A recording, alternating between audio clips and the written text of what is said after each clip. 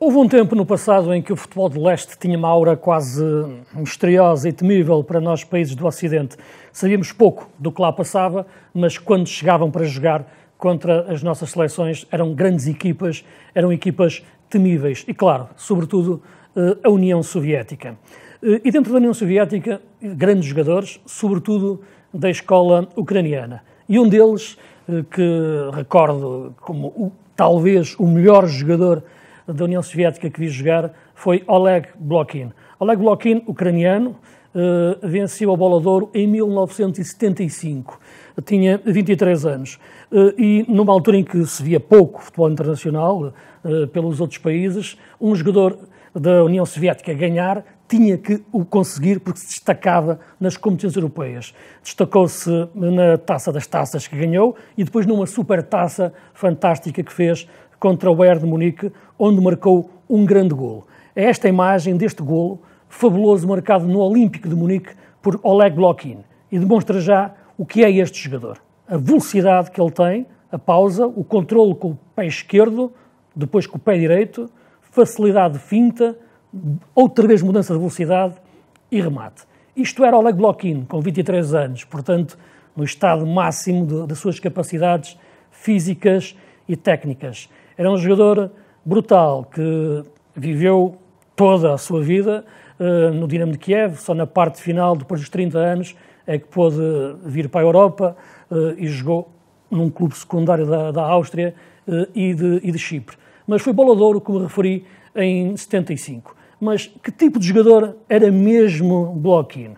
Nestas imagens podemos ver exatamente o que ele fazia com a bola, um pouco, na minha leitura, uma espécie de Cruyff dos países de leste, no sentido de entender o jogo através de inteligência em movimento, com velocidade e depois aquela chamada travagem de finta seca que consegue, numa simulação, matar o adversário.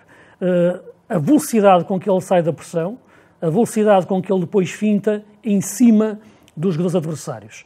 Repare-se aqui com o pé esquerdo, facilmente, fintando em cima e conseguindo ultrapassar sempre o adversário, mesmo num espaço curto de terreno e com a marcação muito em cima. Olhamos para estas imagens e percebemos porque é que lhe chamavam também uma flecha, a flecha ucraniana, pela facilidade com que metia velocidade e ultrapassava os adversários.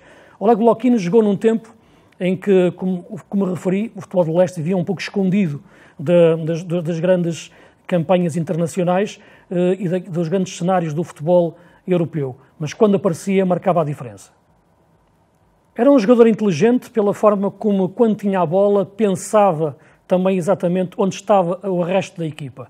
Ele jogava um pouco mais descaído sobre o lado esquerdo, gostava depois de puxar a bola um pouco para dentro, o tal movimento interior que é muito típico no futebol moderno, e por isso Blokhin, como estamos a ver aqui nestas imagens, já era um jogador moderno nos anos 70.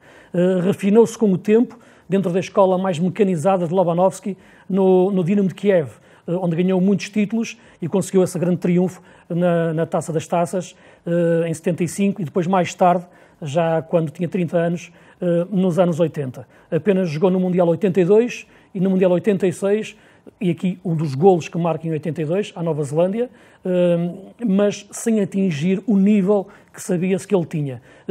Por isso, essa Bola de Ouro de 75 é que ficou para a história como o grande momento de Blokhin. Quando agora vemos a Ucrânia independente a jogar, esquecemos muito de que aquelas grandes seleções soviéticas foram feitas sobretudo por grandes jogadores ucranianos.